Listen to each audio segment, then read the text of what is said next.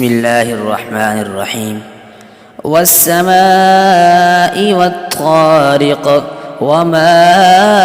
أدراك ما الطارق النجم الثاقب إن كل نفس لما عليها حافظ فلينظر الإنسان مما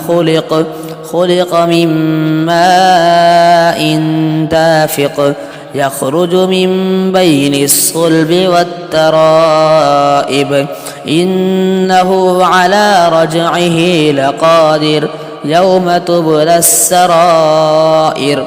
فما له من قوة ولا ناصر والسماء ذات الرجع والأرض ذات الصدع إنه لقول فصل وما هو بالهزل